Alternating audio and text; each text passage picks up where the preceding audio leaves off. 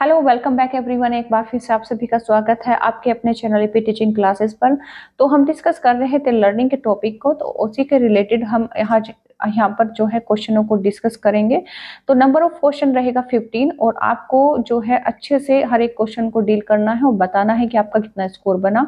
अगर आपको थोड़ी भी क्लास ये वैल्यूएबल लगे तो बाकी लोगों को शेयर करना बिल्कुल मत भूलें। ये जो क्लास है ये साइकोलॉजी यानी कि जिसे कह सकते हैं आप शिक्षा मनोविज्ञान के ओरिएंटेड है। तो जितने भी आपके टीचिंग एग्जाम्स हैं उनमें ये इक्वली आपको क्लास हेल्प करेगी। ठीक है, अगर आप टीचिंग की प्रिपरेशन कर रहे हैं तो ये क्लास आपको बहुत हेल्प करेगी।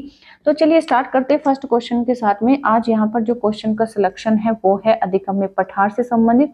ठीक है, तो जो कि हमने क्लास यहाँ पर डिस्कस भी की थी, तो इसमें हम पठार को पढ़ेंगे और साथ ही साथ वक्र को पढ़ेंगे। ठीक है, उसी के रिलेटेड मतलब यहाँ पर क्वेश्चन को डिस्कस करेंगे। ठीक है, तो हम चलिए स्टार्ट करते हैं फर्स्ट क्वेश्चन के साथ में। तो देखिए फर्स्ट क्वेश्चन क्या है कि अधिगम्य पठार निम्न में से किस कारण से बनता है। तो पठार बेसिकली होते क्या है। पठार एक तरह से प्लेटो जिसे आप कहते हैं, तो अधिगम यानी कि लर्निंग आप कहते हैं जिसे, कि बच्चा कुछ सीख रहा है तो सीखने के दौरान उसकी जो लर्निंग है उसमें जो रुकावट आती है, बाधा आती है, जो रुकावट आती है, जो बाधा आती है, जो हर्डल आता है, जो स्टेबिलिटी आ जाती है, तो उसको हम पठार कहते हैं।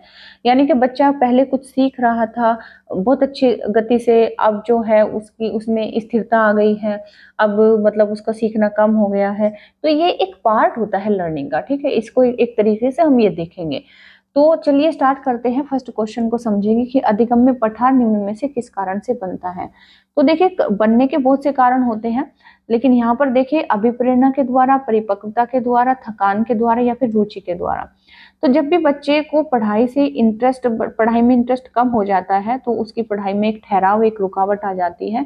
तो उसके कारण यहाँ पर जो ऑप्शन दिए गए हैं तो उनके अकॉर्डिंग यहाँ पर थकान को हम ऑप्शन के रूप में लेंगे। ये हमारा आंसर होगा। क्यों? क्योंकि जब फॉर एग्जाम्पल बच्चे को जो बच्चा स्कूल में गया और पहले 2 पीरियड्स उसने बहुत अच्छे से पढ़े, लेकिन अब वो क्या होगा कि अब उसको थकावट हो गई है। तो उसको जितना उसने सुबह के 2 पीरियड में सीखा है अब वो उतना नहीं सीखेगा। ठीक, क्योंकि वो थक चुका है पढ़ते पढ़ते। और यहाँ पर हो सकता था कि मतलब बहुत से जैसे कारण होते हैं कि बच्चे का बीमार हो जाना, इमोशनली इफेक्ट हो जाना। ठीक है, या फिर कह सकते हैं कि उसको जो है उसको भूख भी कह सकते हैं, उसको वातावरण की मतलब अच्छा नहीं है आज स्कूल का, तो उस वजह से भी जो है वो अच्छा नहीं सीख पाया। ठीक है, तो बहुत सारे ऐसे रीजन होते हैं कि जब अधिगम्य पठार आता है यानी कि लर्निंग में एक प्लेटो की स्थिति बन जाती है। समझ गए आप। तो सेकंड नंबर यहाँ पर डिस्कस करेंगे। सेकंड नंबर क्या है कि कुंठा कुंठा और दुश्चिंता के कारण विकास में जो पड़ाव आ जाता है उसे क्या कहते हैं। देखिए कुंठा क्या होती है। कुंठा दैट मीन्स आपको बच्चे को किसी ने कोई कमेंट कर दिया, तो कमेंट वो नेगेटिव कमेंट उसको मतलब उसको कुछ बोल दिया, तो वो मन में किसी बात को लेकर मतलब अंदर ही अंदर कूद रहा है। ठीक है, और उसका एक तरह से दुश्चिंता, उसको मतलब टेंशन हो रही है, वो किसी भी चीज को लेकर टेंशन में है, चिंता में है। ठीक, तो इन 2 कारणों के अगर इन इन 2 रीजन्स के द्वारा अगर विकास में यानी कि जो सीख रहा है उसका जो डेवलपमेंट हो रहा है उसमें अगर कोई पड़ाव आता है, पड़ाव दैट मीन्स वही अगर एक ठहराव आ गया, एक बाधा आ गई, एक रुकावट आ गई, एक स्टेबिलिटी आ गई। ठीक है, तो उसे हम मनोविज्ञान की भाषा में उसे क्या कहेंगे? उसे हम अवसाद कहेंगे, उसे हम स्थिरण कहेंगे, उसे प्रतिगमन कहेंगे, या फिर अधिगमित निस्सहायता कहेंगे। तो देखिए सीधे तौर पर अगर ऐसी बात आ जाती है कि बच्चा किसी भी कारण से नींद, भूख, प्यास, गंदा वातावरण, अच्छे टीचर का ट्रांसफर हो जाना, या फिर कुछ भी किसी भी कारण से कुंठा, दुश्चिंता के कारण अगर उसकी लर्निंग में, उसके विकास में कोई ठहराव आ रहा है, कोई पड़ाव आ गया है, कोई बाधा आ गई है, तो हम उसे क्या कहेंगे? एक तरह की स्टेबिलिटी कहेंगे, स्थिरण कहेंगे। कि अभी क्या आया है कि बच्चे की स्टडी में अधिगम्य पठार आ गया है, मतलब एक ठहराव आ गया है, एक स्टेबिलिटी आ गई है, रुकावट जिसे हम कह सकते हैं। ठीक है, सीधे तौर पर। चलिए सेकंड नंबर था ये। तो थर्ड नंबर क्वेश्चन यहाँ पर डिस्कस करेंगे कि जब शिक्षार्थियों का समूह यानी कि ग्रुप में किसी समस्या पर चर्चा का अवसर दिया जाता है तो तब उनके सीखने का वक्र यानी कि यहाँ पर देखो वक्र किसे कहते हैं, वो पहले मैं आपको ये बता दूं कि वक्र होते क्या है। तो वक्र होते क्या है कि सीखने की मात्रा को, जब बच्चे के सीखने की मात्रा को हम पेपर पर दर्शाते हैं किसी ग्राफ के द्वारा, तो वो कह सकते हैं, उसको कहते हैं सीखने का वक्र। ठीक है, ये तो है सीखने का वक्त। तो क्वेश्चन समझिए कि जब शिक्षार्थियों को ग्रुप में किसी समस्या पर चर्चा का अवसर दिया जाता है तब उनका सीखने का वक्र कैसा होगा। तो देखिए, एक यहाँ पर हम ग्रुप बना लेते हैं 8-10 बच्चों का और उसे एक तरह से एक टॉपिक दे देते हैं। फॉर एग्जांपल हमने उनको पोल्यूशन का टॉपिक दे दिया, ठीक है, कि इस पर क्या है आप डिबेट करो। तो बच्चे उस पर डिबेट कर रहे हैं एक तरफ। अगर दूसरी तरफ हम देखें कि यहाँ पर जो है एक एक बच्चे को अलग अलग इस तरीके से बैठा दिया अलग अलग, कि भाई तुम सोच विचार करो कि पोल्यूशन को कम करने के लिए क्या किया जा सकता है। तो अगर मैं आपसे आंसर पूछूं कि इनका सीखना ज्यादा बेहतर होगा कि अलग अलग बच्चे मतलब बैठे हुए हैं एक एक करके, या फिर यहाँ पर जो 8-10 बच्चे एक साथ में बैठे हुए हैं या आपस में डिबेट कर रहे हैं पोल्यूशन के ऊपर, तो क्या इनका सीखना बेहतर होगा। तो सीधी सी बात है, आप आंसर करोगे कि इनका सीखना बेहतर होगा। ठीक है, तो जो हमारा वक्र बनेगा वो सीधी सी बात है पॉजिटिव बनेगा। क्यों? क्योंकि यहाँ पर सीखने की मात्रा ज्यादा हो रही है। बात समझ गए ना। तो जब इस तरीके से मतलब ग्रुप में कोई एक्टिविटी दी जाती है, कुछ भी दिया जाता है, तो जो सीखना होता है, जो अधिगम होता है, वो कैसा होता है, वो बेहतर होता है। ठीक है, वो कैसा होता है, वो बेहतर होता है। ठीक है, स्थिर अवनत या फिर समान इस तरीके से नहीं, वो कैसा होगा, बेहतर होगा। आप समझ गए। ठीक है, क्वेश्चन नंबर 4 है कि अधिगम का पठार है। अधिगम का पठार यानी कि जो लर्निंग होती है इसमें प्लेटो मतलब प्लेटो किस तरीके से मतलब बनता है, तो वो क्या है, अधिगम में पठार क्या है। तो अधिगम की समाप्ति या फिर अधिगम में दोष या फिर अधिगम में अवरुद्ध वर्धन या फिर अधिगम में अवरोध। तो सीधे तौर पर उसे समाप्ति नहीं कहेंगे, अधिगम खत्म नहीं हो जाता है उसके बाद फिर अधिगम होता है, उसे हम एक दोष का नाम नहीं देंगे। ठीक है, अधिगम में अवरुद्ध वर्धन या फिर अधिगम में अवरोध, वो अवरोध नहीं है, एक तरह का वो अवरुद्ध वर्तन है, यानी कि जो रुकावट आई है उस वो जो रुकावट है, जो मतलब एक तरह का एक हर्डल आई है, उसकी वृद्धि हो गई। वर्धन मतलब दैट मीन्स बढ़ना। तो अब अधिगम आगे हो नहीं पा रहा है, कहने का मतलब ये होता है। ठीक है, तो अधिगम का पठार, अधिगम में जब लर्निंग में कोई ऐसी स्थिति आ जाए तो उसे हम कहेंगे अधिगम में अवरुद्ध वर्धन, जिसे दूसरे शब्दों में हम क्या कहेंगे, पठार कहेंगे। ठीक है, बात समझ गए। क्वेश्चन नंबर 5 है कि निम्न में से कौन सा अधिगम का वक्र नहीं है। तो देखिए, अधिगम के वक्र कितने होते हैं टोटल, अगर वक्र की बात करें तो अधिगम के वक्र होते हैं 4। ठीक है, और जो अगर फॉर एग्जांपल की यहाँ पर अलग अलग मात्रा में उनको दर्शाया जाता है कि फॉर एग्जांपल एक बच्चा है, पहले सीखने की गति उसकी क्या थी कि प्रारंभ में मंद थी, बाद में जो है ज्यादा हो गई, तो इस तरीके का जो वक्र बनेगा वो सकारात्मक धनात्मक बनेगा। पहले गति ज्यादा थी लेकिन बाद में कम हो गई तो वो ऋणात्मक बनेगा। ठीक है, और जो है मतलब जितने मतलब बराबर समय है, बराबर बच्चा मात्रा में सीख रहा है, तो उसमें सरल रेखीय बनेगा। और बच्चा कभी चीजों को भूल रहा है, कभी याद कर रहा है, तो वो इस तरीके से ऐसा आकृति में मतलब मिश्रित वक्र उसका बनेगा। तो इस प्रकार से वक्र होते हैं कितने, 4 होते हैं। तो यहाँ पर वक्र की बात करें तो यहाँ पर पूछा है कि वक्र नहीं है, तो देखिए नतोदर यानी कि नेगेटिव भी होता है। ठीक है, एक प्रकार नेगेटिव भी होता है जो हमने यहाँ पर समझा। ठीक है, मिश्रित भी होता है जिसे हम एस आकृति का बनाते हैं, और उन्नतोदर यानी कि उत्तल जो है वक्र होता है जिसे हम कॉनकेव बोलते हैं। ठीक है, तो ये इस तरीके से यहाँ पर 3 यहाँ पर हमने प्रकार मिल गए हैं, लेकिन लंबवत कोई इसमें वक्र का टाइप नहीं होता, बल्कि ये रेखीय वक्र का एक टाइप होता है। ठीक है, तो जो इसमें नहीं है ऑप्शन में, इसलिए मैच नहीं कर रहा है। तो चलिए ये हमारा आंसर हो जाएगा, क्योंकि लंबवत कोई वक्र का प्रकार नहीं होता है। क्वेश्चन नंबर 6 है कि जिस वक्र रेखा में प्रारंभ में सीखने की गति तीव्र होती है और बाद में यह क्रमशः मंद हो जाती है, तो उसे क्या कहते हैं।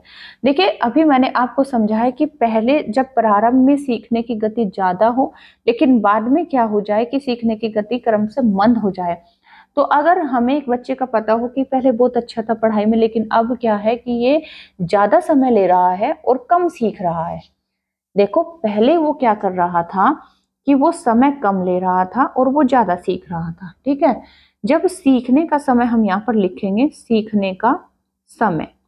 ठीक है, और यहाँ पर लिख देते हैं सीखने की मात्रा, सीखने की मात्रा। तो जब हमें ये पता चल जाए कि बच्चा क्या कर रहा है, अभी हम ये नोटिस कर रहे हैं कि बच्चा पहले तो बहुत अच्छा था पढ़ाई में, बहुत तीव्र गति से सीख रहा था, लेकिन अब वो क्या है कि वो कम गति से सीख रहा है। ठीक है, अब उसका मतलब वो ज्यादा टाइम ले रहा है। तो देखिए, जो वक्र बनेगा तो उसका कैसा बनेगा, वो नकारात्मक बनेगा। कैसे कि देखिए, यहाँ से उसने सीखना शुरू किया, जब यहाँ से उसने सीखना शुरू किया है तो उसकी सीखने की मात्रा ज्यादा है और वो समय क्या ले रहा है, कम ले रहा है। ठीक है, लेकिन अब क्या हो गया कि अब उसकी सीखने की मात्रा कम हो रही है और वो समय ज्यादा ले रहा है। कुल मिलाकर बात यह है कि जब बच्चा प्रारंभ में सीखने की गति जब उसकी तीव्र हो और बाद में मंद पड़ जाए तो तब किस प्रकार का वक्र बनेगा, तो उन्नतोदर या फिर नतोदर। तो सीधी सी बात है, नतोदर बनेगा। अब पढ़ाई में यानी कि सीखने में गिरावट आ रही है, मंदी हो रही है। ठीक है, तो नतोदर यानी कि कॉनकेव कर्व बनेगा। बात समझ गए? ठीक। क्वेश्चन नंबर 7 है कि निम्न में से कौन सा पठार का कारण नहीं है। तो देखिए, प्रेरणा की सीमा, विद्यालय का असहयोग, शारीरिक सीमा या फिर ज्ञान की सीमा। तो अगर हम बात करें कि बहुत से ऐसे रीजन होते हैं जब पढ़ाई में अधिगम में पठार आते हैं, लेकिन यहाँ पर ये पूछ रहा है कि एक आपको ये बताना है कि पठार का मतलब अधिगम में पठार का कारण नहीं है। तो अगर प्रेरणा की सीमा यानी कि प्रेरणा की कमी हो जाए, मोटिवेशन कम हो जाए, तो भी बच्चे की सीखने की मात्रा कम होने लगती है। विद्यालय का असहयोग या फिर शारीरिक सीमा यानी कि हेल्थ डाउन हो जाए, तब भी बच्चा बहुत कम मात्रा में सीखने लगता है। ठीक है, ठीक।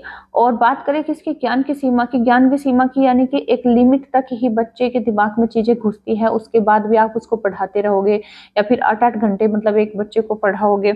जो कि बच्चा, हम यहाँ पर जो बच्चे की अडल्टहुड तक की बात करते हैं, किशोरावस्था तक की बात करते हैं, तो उस बच्चे को आप 10-12 मतलब 8-8 10 घंटे पढ़ाओगे इस लेवल के बच्चे को। तो सीधी सी बात है कि उसके ज्ञान की एक सीमा होती है, उसके पढ़ने की एक सीमा होती है कि एक सीमा तक ही उसके दिमाग में ज्ञान घुसता है, उसके बाद नहीं घुसता है। ठीक है, तो उसके बाद तो हम कहेंगे कि वो रुकावट ही आएगी, स्टेबिलिटी आ जाएगी, वो उसको पढ़ाना ना पढ़ाना बराबर हो जाएगा।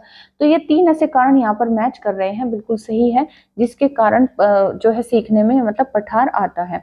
लेकिन विद्यालय के असहयोग का ऐसा भी कोई रीजन नहीं होता है कि विद्यालय मतलब सहयोग ना करे तो जो है बच्चा सीखना बंद कर देता है। क्योंकि बच्चे तो जो सीखना, बच्चा तो विद्यालय में भी सीखता है और बाहर भी सीखता है, तो उसकी लर्निंग में उससे कोई जो है विद्यालय के असहयोग से कोई पठार नहीं आता है। ठीक है, बात समझ गए? तो क्वेश्चन नंबर 8 है कि सीखने के पठार के निराकरण यानी कि उसके सॉल्यूशन के लिए हमें क्या नहीं करना चाहिए। ठीक है, तो हमें क्या नहीं करना चाहिए ये पूछ रहा है। तो सीखने वाले को प्रेरित और प्रोत्साहित करना चाहिए, सीखने की अच्छी विधि का प्रयोग करना चाहिए, उसे दंडित करना चाहिए या फिर इनके कारणों का अध्ययन करना चाहिए। तो सीधी सी बात है, अगर हम सीखने में पठार ना आए, उसका सॉल्यूशन ढूंढ रहे हैं, तो उसके लिए हमें एक तो करना चाहिए कि सीखने वाले को प्रेरित करे और प्रोत्साहित करे, उसको मोटिवेट करे। ठीक है, सीखने की अच्छी विधि का प्रयोग करें। सीधी तौर पर ये सीधी अच्छी बात है, अच्छे टीएलएम का प्रयोग करें। ठीक है, चार्ट बोर्ड कुछ भी मतलब ऐसे तरीके से उसको बहुत अच्छे तरीके से पढ़ाए। उसे दंडित करना चाहिए, ये बिल्कुल हमें नहीं करना चाहिए, क्योंकि दंडित कर देंगे तो पहले से ही मतलब बच्चा सीखने के लिए तैयार नहीं है, आप उसे ऊपर से दंडित कर देंगे तो वो और ज्यादा मतलब डर जाएगा और सीखने की बात है उसकी और ज्यादा कम हो जाएगी, रुचि कम हो जाएगी और उसको जो है वो मतलब एक तरह से कुंठा उसके मन पे आ जाएगी। ठीक है, तो ये हमें बिल्कुल नहीं करना चाहिए। और जो है ऑप्शन नंबर 4 की इन कारणों का अध्ययन करना चाहिए, बिल्कुल करना चाहिए। अगर किसी कारण से मतलब बच्चे के पढ़ाई में एक रुकावट आ रही तो उसका कारण तो हमें जानना चाहिए ना। क्वेश्चन नंबर 9 है कि किसी शिक्षक को यदि यह लगता है कि उसका एक विद्यार्थी जो पहले विषय वस्तु को भली प्रकार सीख रहा था, अब उसमें स्थिरता आ गई है, एक स्टेबिलिटी आ गई है, तो उसे हम शिक्षक को इसे सीखने की एक प्रक्रिया की स्वाभाविक स्थिति मानना चाहिए या फिर विषय को स्पष्टता से पढ़ाना चाहिए या फिर विद्यार्थी को प्रेरित करना चाहिए या फिर उपचारात्मक शिक्षण करना चाहिए। तो देखिए, अगर ऐसी स्थिति आती है और टीचर ने नोटिस किया है कि पहले जो बच्चा था, वो जो विद्यार्थी था, वो क्या था कि वो विषय वस्तु को बहुत अच्छे तरीके से भली भांति वो समझ रहा था, लेकिन अब नहीं समझ रहा है, तो सीधी सी बात है, चूंकि ये अधिगम का एक हिस्सा होता है और एक टीचर होने के नाते आपको ये पता होना चाहिए, तो ये आपको मान लेना चाहिए कि सीखने की प्रक्रिया की स्वाभाविक स्थिति पठार होता है। यानी कि पढ़ाई के दौरान बच्चे में ये चीजें आपको देखने को मिलेंगी कि कभी बच्चा थक रहा है, कभी बच्चा डिमोटिवेट हो रहा है, ठीक है, कभी बच्चे का मन नहीं लग रहा है, कभी बच्चे को भूख लग रही है, कभी जो है उसको मतलब इस तरीके का मतलब सब बोर लग रहा है, उसका जो क्लास का वातावरण है उसको अच्छा नहीं लग रहा है, इस वजह से उसका पढ़ाई में मन नहीं लग रहा है। तो ये रीजन मतलब बहुत सारे कई रीजन हो सकते हैं। तो ये आपको समझना चाहिए कि ये लर्निंग का एक हिस्सा है। आप इसको बस ये समझो कि स्वाभाविक रूप से ये इसका एक हिस्सा है, ठीक है, तो उसको ये स्थिति मान लेनी चाहिए। क्वेश्चन नंबर 10 है कि सीखने का वक्र सीखने की प्रगति के सूचक है, सीखने की मौलिकता के सूचक है, या फिर सीखने की गत्यात्मक स्वरूप के सूचक है, या फिर सीखने की रचनात्मकता के सूचक है। तो आपको अभी तक क्लियर हो गया होगा कि जब हमें बच्चे की सीखने की मात्रा को पेपर पर दर्शाना होता है एज ए ग्राफ के रूप में, तो हम कह सकते हैं कि उसको सीखने का वक्र हम उसे कहेंगे। तो सीखने की प्रगति के सूचक है, यानी कि बच्चा कितना प्रोग्रेस कर रहा है सीखने में या फिर कितना डाउन हो गया है, तो वो प्रगति को दर्शाता है क्या, सीखने का वक्र। बात समझ गए। क्वेश्चन नंबर 11 है कि सीखने की वह अवधि जब सीखने की प्रक्रिया में कोई उन्नति नहीं होती, मतलब वह सिचुएशन, वह कंडीशन, वह अवधि जब सीखने की प्रक्रिया में कोई उन्नति नहीं हो रही है, कुछ भी नहीं हो रहा, जिसे कहते हैं नीलबट्टी सन्नाटा सन हो गया है सब कुछ, ठीक है, कोई प्रोग्रेस नहीं है, सब रुक गया है, थम गया है, तो उन्नति नहीं हो रही है, तो वो स्थिति क्या कहलाएगी, सीखने का वक्र, सीखने का पठार, स्मृति या फिर अवधान। तो वो स्थिति क्या कहलाएगी, वो स्थिति कहलाएगी सीखने में पठार। अब आ गया सीखने में पठार, अब नहीं हो रहा है कुछ भी आगे, ना गाड़ी पीछे जा रही है ना गाड़ी आगे जा रही है, तो बीच में आकर अटक गई। तो अटक गई क्या मतलब, वो मतलब आगे बढ़ेगी नहीं, बिल्कुल बढ़ेगी, लेकिन कुछ टाइम के लिए वो रुक गई है, ठीक है। तो एक बीच बीच में जो स्टेशन बच्चे लगाते हैं ना, ब्रेक लेते हैं पढ़ाई में, कि मेरा अभी मन नहीं है, थोड़ी देर बाद पढ़ूंगा, या मुझे भूख लगी है, या फिर मेरा जो है सर में दर्द है, इस तरीके से बहाने बनाते हैं, तो वो एक तरह से आप समझो वो नेचुरली है, और वो एक पठार है, मतलब एक तरह से बच्चे का भी जो है वो ब्रेक लेना चाह रहा है, कुल मिलाकर ये है, ठीक है। तो जब आपको लगे कि इतना सब कुछ कराने के बाद भी, इतना तिगड़म भिड़ाने के बाद भी बच्चे को कुछ याद नहीं हो रहा है या फिर उसका पढ़ाई में मन नहीं लग रहा है, तो उसे कुछ समय के लिए छोड़ दो, ठीक है, क्योंकि समझ जाओ कि अब पढ़ाई में यानी कि सीखने में क्या आ गया, पठार आ गया, ठीक। अब बात करें क्वेश्चन नंबर 12 की, तो क्वेश्चन नंबर 12 क्या कहता है कि अधिगम वक्र में पठार दर्शाता है, यानी कि अधिगम वक्र है, आप बना रहे हैं अधिगम वक्र, ठीक है, तो उसमें जो पठार वाली स्थिति है, यानी कि उसमें जब पठार आया, एक रुकावट आई, तो वो क्या दर्शाता है, वो एकदम विलोप, यानी कि सब कुछ गायब हो गया, यानी कि, या फिर पुनर्बलन, यानी कि दोबारा से रीइंफोर्समेंट की जरूरत है, या फिर स्वतः पुनः प्राप्ति, या फिर शून्य अथवा नगण्य, यानी कि यहाँ पर कुछ भी नहीं हो रहा है, सब कुछ शून्य हो गया है। नहीं, ऐसा नहीं होता है, सब कुछ शून्य नहीं होता है, सब कुछ विलोप हो नहीं जाता है, पुनर्बलन रीइंफोर्समेंट की कोई वहां पर स्थिति नहीं होती, बल्कि होता क्या है कि अगर अधिगम में पठार है, फॉर एग्जाम्पल ये अधिगम की स्थिति है कि बच्चा सीख रहा है और एकदम से जो है अब उसने सीखना बंद कर दिया, ये पठार बन गया, ठीक है। अब वो आगे नहीं बढ़ रहा, इसके आगे नहीं बढ़ रहा, ऊपर नहीं जा रहा है, ठीक है, अब वो रुक गया है, तो यहाँ पर हम पठार को दर्शाएंगे। तो भाई अगर पठार यहाँ पर इस तरीके से बन गया है, ठीक है, अधिगम वो आगे अब चीजों को नहीं सीख रहा है, तो स्वतः पुनः प्राप्ति, यानी कि अभी रुक जाओ, अभी रुको, थोड़ा टाइम दो, थोड़ा ब्रेक दो, उसके बाद में क्या है ऑटोमेटिक, जैसे कहते हैं ना कि बच्चा रिवाइव हो जाएगा, ठीक है, उसे एक एनर्जी मिल जाएगी, एक कह सकते हैं कि उसकी जो बैटरी डाउन हो गई है वो चार्ज हो जाएगी, उसके बाद वो खुद से चीजों को सीखेगा, आगे बढ़ेगा, स्वतः पुनः प्राप्ति होती है, ठीक है, मतलब बच्चा खुद से फिर एक बैकअप सा लेता है, ठीक है, और वो फिर से आगे, मतलब एक तरह से एनर्जी या फिर कह सकते हैं बैटरी अपने माइंड की चार्ज करता है, तो वो बीच में ब्रेक तो चाहिए ही होता है, तभी मतलब कह सकते हैं कि बच्चे एक कंटिन्यूअसली नहीं सीख सकते चीजों को, तो जरूरी भी होता है, ठीक है। तो ये स्वतः पुनः प्राप्ति उसकी होती है। चलिए, सीखना है, सीखना अपने आप में क्या होता है, सीखने वाले के संवेगों से प्रभावित नहीं होता है, या फिर संवेगों से क्षीण संबंध रखता है, ठीक है, या फिर सीखने वाले के संवेगों से स्वतंत्र है, या फिर सीखने वाले के संवेगों से प्रभावित होता है। देखिए, एक बच्चा यहाँ पर मैं बना रही हूँ, ठीक है, और एक दूसरा बच्चा ये है, ये बच्चा स्कूल में जाता है, किताब खोलता है, ठीक है, और हर एक क्लास को, हर एक पीरियड को ये अच्छे से करता है, क्यों, क्योंकि ये ना ही तो ये मतलब कह सकते हैं कि भाई इसके अंदर जो इमोशंस है ना, इमोशंस को कंट्रोल करने की इसके अंदर पावर है, इसके अंदर कंट्रोल करने की पावर है, ना ये बात बात पर रोता है, ना ये गुस्सा होता है, ठीक है, और ये एक समझदार बच्चा है, ठीक है, और एक दूसरा बच्चा ये है, ये बच्चा स्कूल में जाता है, किताब खोलता है, ठीक है, और हर एक क्लास को, हर एक पीरियड को ये अच्छे से करता है, क्यों, क्योंकि ये ना ही तो ये मतलब कह सकते हैं कि भाई इसके अंदर जो इमोशंस है ना, इमोशंस को कंट्रोल करने की इसके अंदर पावर है, इसके अंदर कंट्रोल करने की पावर है, ना ये बात बात पर रोता है, ना ये गुस्सा होता है, ठीक है, और ये एक समझदार बच्चा है, ठीक है, लेकिन एक ये बच्चा है, एक ये बच्चा महान है, इसके अंदर संवेग भरे पड़े हैं, इसे गुस्सा भी बहुत जल्दी आता है, इसमें अहंकार भी है, ठीक है, ये बहुत जल्दी रो भी देता है, ठीक है, तो और इसे गिल्टी भी बहुत जल्दी होती है, इसे पछतावा भी बहुत जल्दी होता है, यानी इतने सारे इमोशंस हैं। तो और इसे थकान भी कई बार से बहुत जल्दी लगती है।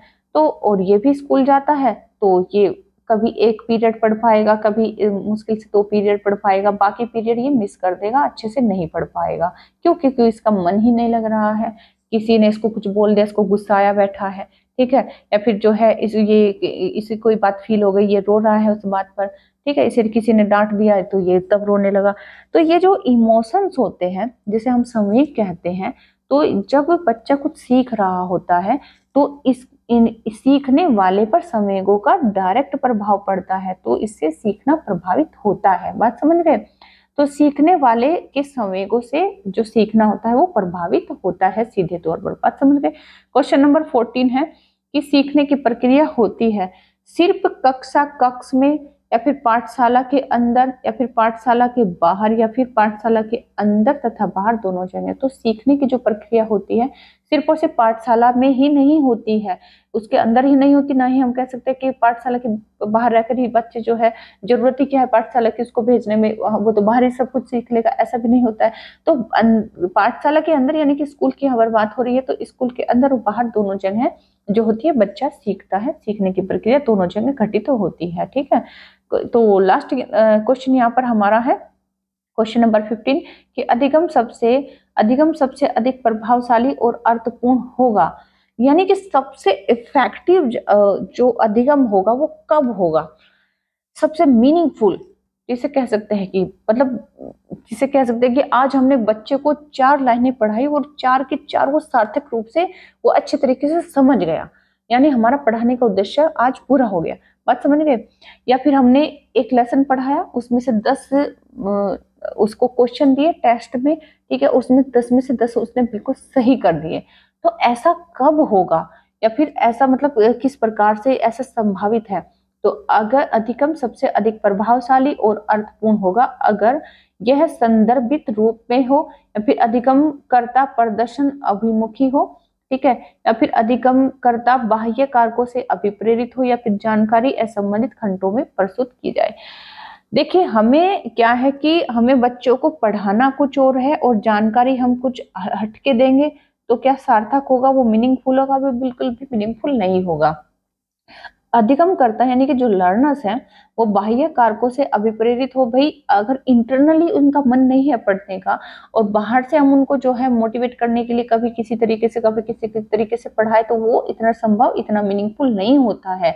जबकि वो 100% अगर मन से पढ़ने के लिए तैयार हो तो कई बार ये होता है कि कुछ भी किसी भी चीज को करने की जरूरत नहीं होती, सिंपली हम उसे पाठ पढ़ा देते तब भी वो 100% समझ जाता है।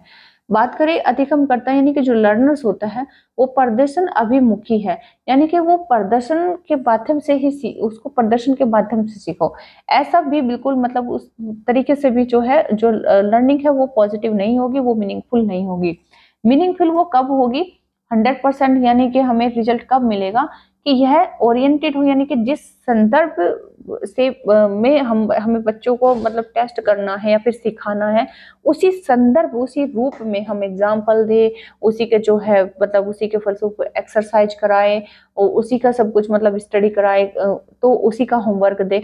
तो ये जो होता है अधिगम जो होता है सबसे अधिक प्रभावशाली या फिर अर्थपूर्ण तभी होता है जब ये उसी संदर्भ में उसी रूप में हो, ठीक है, जिसका हमें कह सकते हैं कि हमें रिजल्ट जिस रूप में रिजल्ट चाहिए। तो आई होप आप 15 to 15 क्वेश्चन को समझे होंगे, ठीक है, और जितना भी आपका स्कोर बना है उसे बिल्कुल शेयर करें, बाकी लोगों को भी शेयर जरूर क्लास शेयर किया करो। और यहाँ पर कुछ लिंक्स दिए गए हैं, आप इनको जरूर फॉलो कर लें, ठीक है। ये हमारा जो है इंस्टा का चैनल है, ठीक है, ये फेसबुक पेज है और ये हमारी जो है टेलीग्राम आईडी यहाँ पर QR कोड दे दिया गया है, आप इसको स्कैन जरूर कर लें। और ये चैनल इस पर आप क्लास देख ही रही है, ये मेल आईडी है। और अगर आप व्हाट्सएप पर जुड़ना चाहते हैं तो ये कॉन्टेक्ट नंबर है, इसके साथ में आप कनेक्ट हो सकते हैं। तो आई होप आपने क्लास को एंजॉय किया होगा। तो अगर किसी के लिए भी ये क्लास वैल्यूएबल हो तो उन्हें शेयर करना बिल्कुल मत भूलें, ठीक है। और कोई भी आपकी क्वेरी है तो बिल्कुल निश्चित तौर पर आप कमेंट जरूर करें। इसी तरीके से क्लास के साथ बने रहिएगा, चैनल के साथ में जुड़े रहिएगा, अपना प्यार इसी तरीके से देते रहिए। चलिए फिर मिलते हैं नेक्स्ट क्लास में, ठीक है, एक अलग और उम्दा टॉपिक के साथ में जो कि काफी इंपॉर्टेंट होगा। तो तब तक के लिए लेना चाहेंगे आपसे विदा। तो रखिए अपना ख्याल और इसी तरीके से स्टडी करते रहिए।